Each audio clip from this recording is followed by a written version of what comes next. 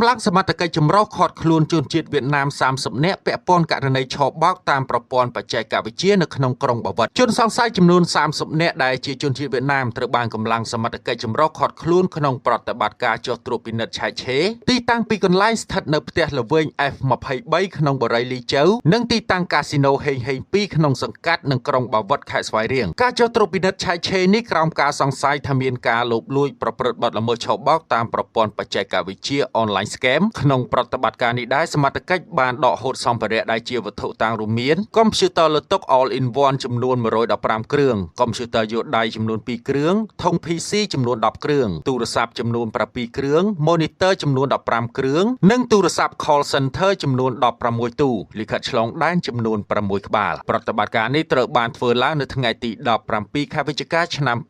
2025ក្រោមការសម្របសម្រួលពីលេខាធិការដ្ឋានគណៈកម្មការកិច្ចប្រយុទ្ធប្រឆាំងការឆបោកតាមប្រព័ន្ធបច្ចេកវិទ្យាដែលហៅកាត់ថាកោបឆបនិងមានការចូលរួមពីអគ្គស្នងការដ្ឋាននគរបាលជាតិគណៈបញ្ជាការឯកភាពខេត្តស្វាយរៀងអាជ្ញាធរពាក់ព័ន្ធក្នុងខេត្តដោយបានចុះត្រួតពិនិត្យនៅទីតាំងសង្ស័យទាំងពីរនិងបានឈានដល់ការឃាត់ខ្លួនជនសង្ស័យពាក់ព័ន្ធនឹងការប្រព្រឹត្តបទល្មើសឆបោកតាមប្រព័ន្ធបច្ចេកវិទ្យាក្នុងចំណោមជនសង្ស័យទាំងនោះមាន21នាក់ជាមុខសញ្ញាចាស់ដោយពួកគេបានធ្វើសកម្មភាពឆបោកតាមរយៈរូបភាពលួងលោមឲ្យចូលរងគ្រោះដាក់ទុនវិនិយោគលើគម្រោងផ្សេងៗដែលជាការវិនិយោគคล้ายៗនឹងតាមរូបភាពលួងលោមឲ្យជនរងគ្រោះដំឡើងកម្មវិធីដើម្បីចូលគ្រប់គ្រងព័ត៌មានអត្តសញ្ញាណនិងគណនីធនាគាររបស់ជនរងគ្រោះក្រោយការបង្ក្រាបនេះសមត្ថកិច្ចជំនាញកំពុងសហការជាមួយភាគីពាក់ព័ន្ធដើម្បីបន្តស្រាវជ្រាវបន្ថែមទៀតដើម្បីឈានទៅចាត់វិធានការតាមផ្លូវច្បាប់ចំពោះមេខ្លោងនៃការឆបោកតាមប្រព័ន្ធបច្ចេកវិទ្យានេះខណៈដែលជនសង្ស័យនឹងវត្ថុតាងត្រូវបានប្រកល់ជូនស្នងការដ្ឋាននគរបាលខេត្តស្វាយរៀងនិងសមត្ថកិច្ចដែលពាក់ព័ន្ធ